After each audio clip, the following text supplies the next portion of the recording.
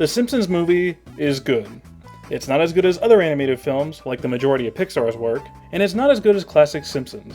But for what it is and what they put on the screen, The Simpsons movie is good.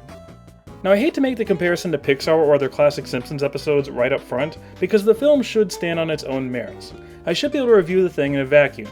But I want to highlight what a difficult task the producers of this film had. They had to create something that had to be both fulfilling as an extension of the TV show, but also as a standalone film.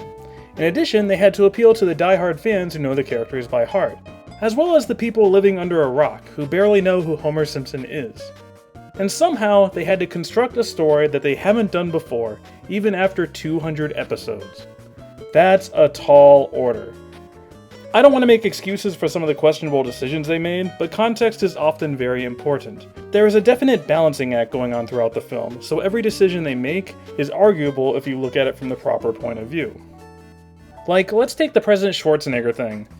It personally annoys me to no end that the president is Arnold Schwarzenegger, when they already had the Rainer Wolfcastle version of him. It makes the whole thing kind of confusing and weird. But then again, the majority of moviegoers don't know about McBain, so if you make him Rainer Wolfcastle, it'll be confusing for them. They would feel like outsiders. Now, I would argue that maybe they should have gone with someone else completely, since a Schwarzenegger parody is a little overdone anyway, but this is a prime example of the problem for writing for two audiences. You often have to pick a side.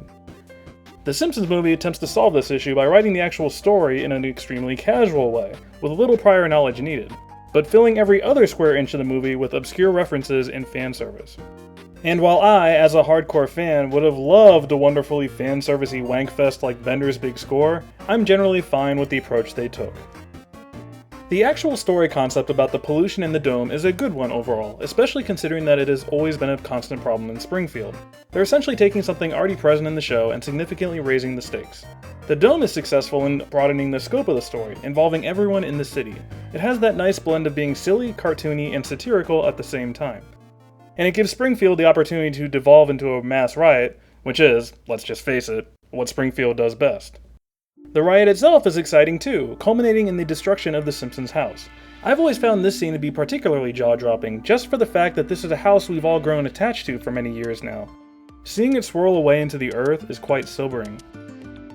Next we reach the Alaska portion of the movie, and to be honest, I really go back and forth on how I feel about this section. The movie does seem to lose a lot of steam during these scenes.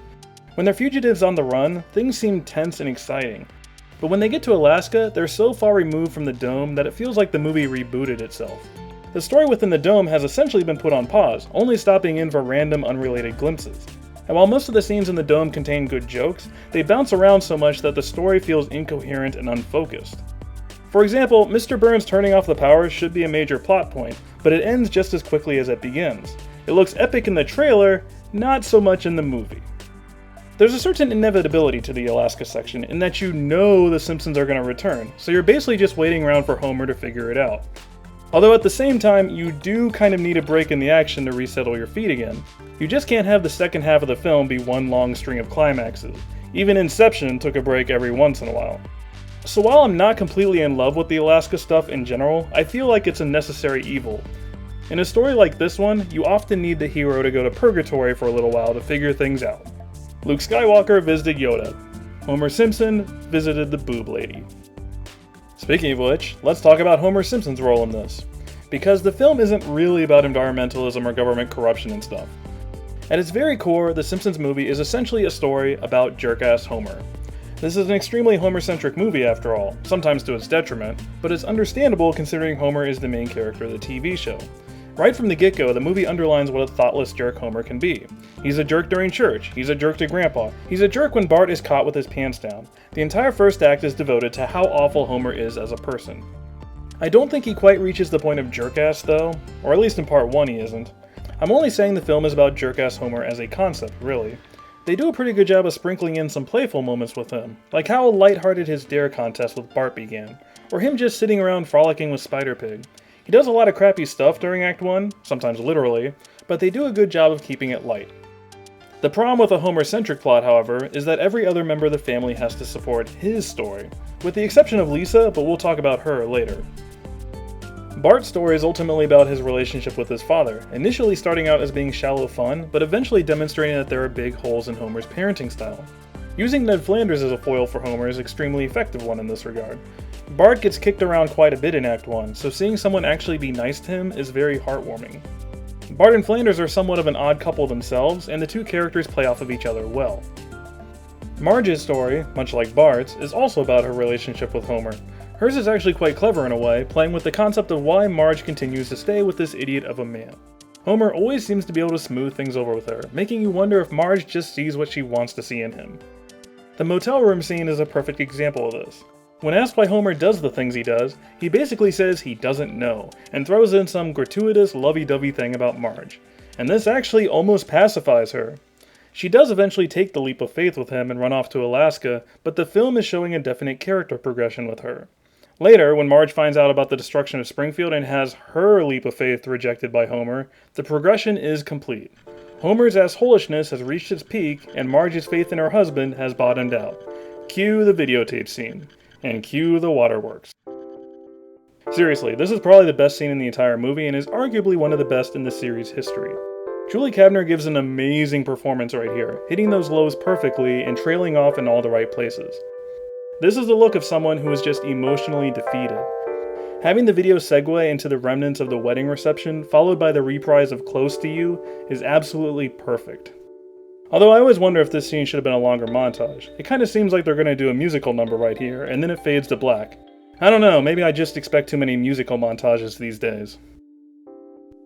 As for Lisa, well, I don't want to exaggerate here, but Lisa's story is probably the most disappointing part of the whole movie. The problem with her is that the writers simply didn't give Lisa anything to do.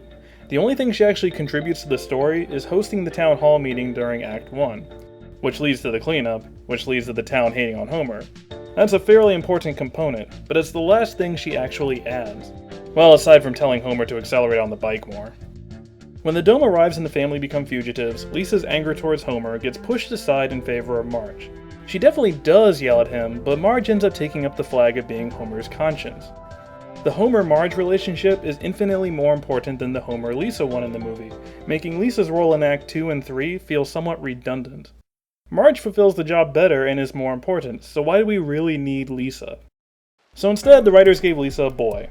I'm sure the people applying the Bechdel test to this movie were thrilled. Colin is a character who adds a lot of heart to the movie, but feels a little pointless overall. He doesn't really add anything to the actual story. Lisa's interest in the environment is well established already, and she doesn't need much more motivation to want to save Springfield later. Colin himself doesn't actually do anything separate from Lisa. He does provide several warm, fuzzy moments, however, which is why I don't completely dislike his appearance or anything. Sometimes you just need him to break the tension a little. But I don't know. Colin's inclusion strikes me as the writers realizing they didn't give Lisa enough of a story and threw him into their second draft. Now, Albert Brooks' character, on the other hand, is utterly fantastic and is easily the best character in the whole thing. Some people wish he were Hank Scorpio in this, but I like their decision to go with a new character. Russ Cargill brings a lot of energy to the movie, pushing things forward every time he is on screen. He's a little like the Joker in a weird way, in that every time he's on screen, you literally have no idea what he's going to do next. Sometimes he's playing Manila Folder Roulette, sometimes he's just repeating the words tough and soft over and over again. This is, by the way, my favorite joke in the movie. Albert Brooks is just so good. The jokes in general are pretty solid overall. Some of them do feel a little on-the-nose obvious, like the writers wanted to make sure we didn't miss them. The jokes are also very, very densely packed in the movie, with some jokes almost tripping over each other. Just in general, there's a slight over-reliance on list jokes, in which they quickly cut from one Springfield resident to another.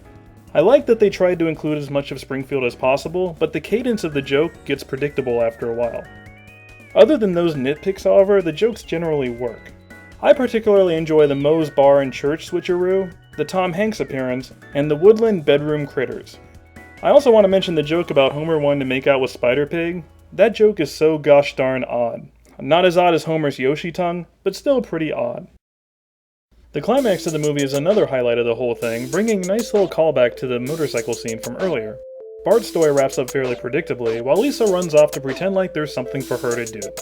The entire motorcycle sequence is paced perfectly, giving the audience a good sense of speed and heightening the tension as they chuck the bomb through the top of the dome.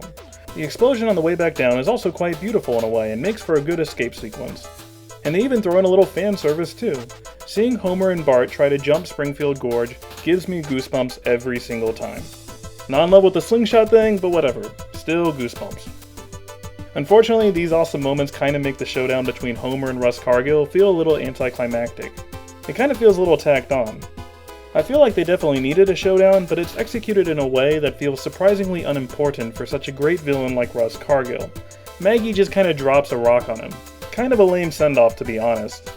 Although maybe I would have liked it better if Lisa or Marge ended up doing it instead. I don't know. Overall, I like the Simpsons movie. It is a good movie. It is an extremely infuriating movie sometimes. It is an extremely gratifying movie sometimes. It's a movie that, much like Marge toward her husband, you will generally see what you want to see. If you want to play Where's Waldo with obscure Simpsons characters, you can.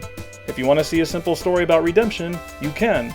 If you want to see Bart's penis, well, you should consider getting a therapist. But you can see that too. Fine, whatever. The point is, the Simpsons movie is something that tries to please everyone at once. And while you could argue that it therefore completely satisfies no one, I still think they managed to create a movie that stands on its own 2 feet. It's a regular Rory Calhoun.